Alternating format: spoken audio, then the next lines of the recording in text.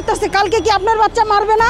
আমাদের শান্তির দরকার, আমাদের শান্তির দরকার। আমাদের এই রক্ত ঝরানো দেশ দরকার না। বাচ্চাদেরকে যারা ঘরে থাকতেছে তারাও নিরাপদ না, অতএব আমরা ঘরে থেকে তো নিরাপদ না যেহেতু, তাহলে রাজপথে নাইমা আসি। আমার ছেলে। আপনার ছেলেকে নিয়ে এখানে এসেছেন, কেন এসেছেন? প্রতিবাদের জন্য। কিসের প্রতিবাদ? আপনারা ভালো করে দেখতেছেন যে দেশের কি পরিস্থিতি। বাচ্চাদেরকে যারা ঘরে থাকতেছে তারাও নিরাপদ না, অতএব আমরা ঘরে থেকে তো নিরাপদ না যেহেতু, তাহলে রাজপথে নাইমা আসি। আর আমার বিশেষ করে সারা বাংলাদেশের মা বোনদের কাছে অনুরোধ যে আপনারা আসেন, নামেন, কারণ আপনারা ঘরে থেকে তো নিরাপদ না, আপনাদের সন্তান নিরাপদ না। আপনারা বলেন যে ঘরে থেকে আমাদের সন্তান নিরাপদ, ওই যে 6 বছরের বাচ্চাটা মারা গেছে সে কি ঘরেই ছিল না?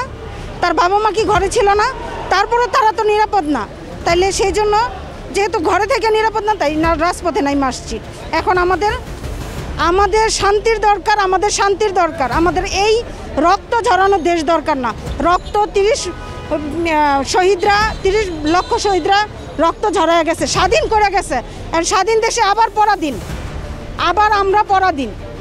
আমাদের উপরে গুলি চালাইতেছে, আমাদের বাচ্চাদের উপর গুলি চালাইতেছে, এতটুকু বাচ্চাদের উপর গুলি চালাইতেছে। আর ওদের পজিশনটা এমন যেন 71-এ চলে গেছে।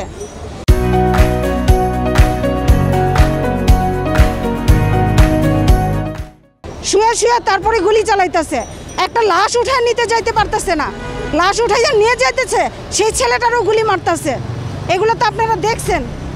তো আমরা সেই ইয়েতেই প্রোটেক্ট করতেছি, ইনশাল্লাহ করব।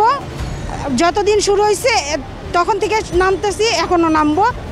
এটা আসলে হয়েছে, দেখেন, প্রথমে যখন শুনছি যে বাচ্চারা আন্দোলন করতেছে তখন বলছি যে ঠিক আছে, ওদের দাবি হয়তোবা সরকার মাইনা নিব। যখন দেখছি যে বাচ্চাদের গায়ে গুলি চালানো হইতেছে তখন আর এটা মাইনা নেওয়া হইতেছে না। এইটা মাইনা নেওয়া যাইতেছে না ভাই। এটা কি করে সম্ভব? আপনার বাচ্চা, আমার বাচ্চা, আজকে আমার বাচ্চা মারতেছে, কালকে কি আপনার বাচ্চা মারবে না? আপনি বুকে হাত দিয়ে বলতে পারবেন যে আপনার বাচ্চারে মারবো না? আপনার বাচ্চাও নিরাপদ নাই। তাই আপনার আমার সবার বাচ্চার নিরাপত্তার জন্য আজকে আমি রাজপথে। যে মায়ের সাথে রাজপথে ভয় লাগে না? না, আলহামদুলিল্লাহ। একমাত্র আল্লাহকে ভয় করি, এছাড়া অন্য কাউকে ভয় করি না।